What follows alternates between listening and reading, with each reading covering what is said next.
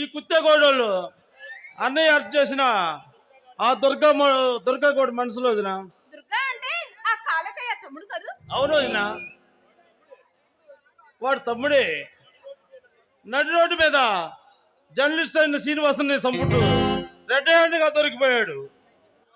ఇప్పుడు వాడిని వదిలేయమని మా అన్నయ్యకి వార్నింగ్ ఇస్తున్నాడు వదిన. మరి ఇప్పుడు మీరు ఏం చేయాలనుకుంటున్నారు? ఆ దుర్మార్గులు మా మీద పగతో నిన్నేమన్నా చేస్తారని భయంగా ఉంది వదిన. ఏం చేస్తారు? మహా అయితే చంపుతారు, అంతే కదా?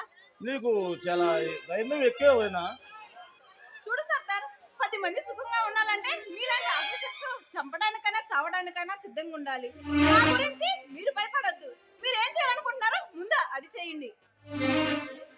నీకు ధైర్యం చాలా ఎక్కువ వదిన. ఇంతకీ అన్నయ్య ఎక్కడికి వెళ్ళాడు? అన్నయ్య అలా స్టేషన్లో పని ఉందని ఇప్పుడే వెళ్ళాడు వదిన. అవును సర్దార్, అందుకు ముందు ఎప్పుడో ఒక అమ్మాయిని ప్రేమించానని చెప్పావు. ఆ విషయం వినయ్తో చెప్పావా? ఆ సమయం రాలేదు వదిన. త్వరగా చెప్పి ఆ అమ్మాయిని మన ఇంటికి తీసుకురావయ్యా. ఇంట్లో పనులన్నీ ఒక్కదాన్నే చేసుకోలేక చస్తున్నాను. ఇంతకీ ఆ అమ్మాయి పేరేమిటి? ఆ అమ్మాయి పేరు నందిని, డిగ్రీ చదువుతుంది. Nice name. నీకు వీలు కుదిరినప్పుడే నందినిని ఒకసారి మన ఇంటికి తీసుకురా. మీ అన్నయ్యకి పరిచయం చేద్దాం. ఓకే వదిన. సరే కదా, భోజనం వడ్డిస్తాను. సరే నువ్వు వెళ్ళి వదిన, నేను త్వరగా వస్తాను.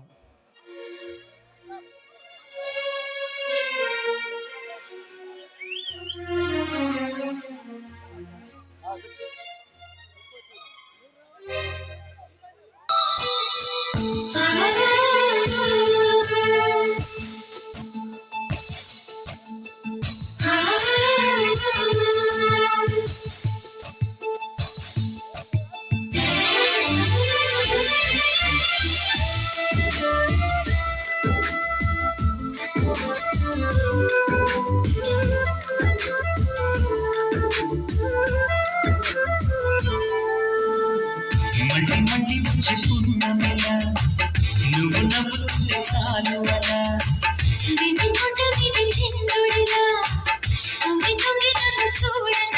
మనసారా రమ్మని నన్ను పిలిచే స్వర్గమా,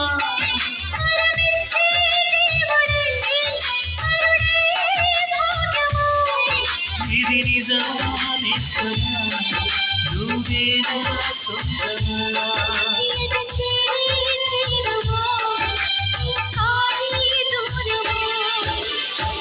మళ్ళీ మళ్ళీ వచ్చి పున్నమిలా నువ్వు నవ్వుతుంటే చాలు అలా.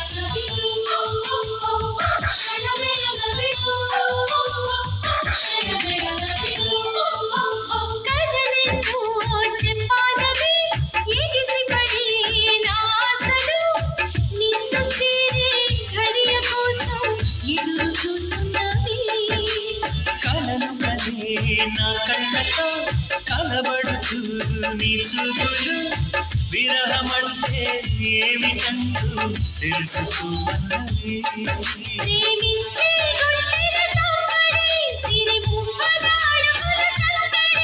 ఎదలో మొదలయ్యాలికిడి వినమంటూ ఒకటే అల్లరి.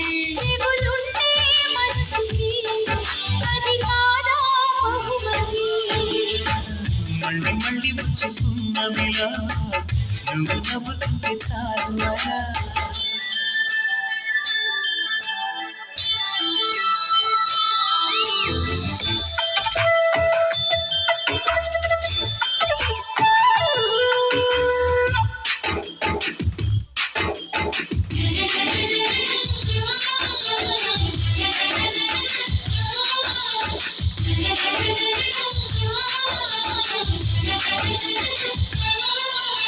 ప్రతి నిమిషం నీ ఊహలే ఊపిరిగా ఉన్నా సరే నిన్ను చూస్తే మాట రాదు ఎందుకీ నా చెలి ఒంటరిగా ఉన్నానని మనసు పడి నీ మాటలే తలుచుకుంటే సిగ్గు వచ్చి ఏమిటి ధోరణి ఎన్నెన్నో జన్మలు వేచిన ఇప్పుడే నీ సన్నిధి చేరిన నీ కౌగిలిలోనే అడిగినా నాలో ఏదో వేదన చిగురించే ప్రేమకి అది నీలో స్పందన మళ్ళీ మళ్ళీ వచ్చే పున్నమిలా నువ్వు నవ్వుతుంటే చాలు అలా వెండి గుడ్డ మీద చంద్రుడిలా తుంగి తుంగి నన్ను చూడగలా మనసారా రమ్మని నన్ను పిలిచే స్వర్గమా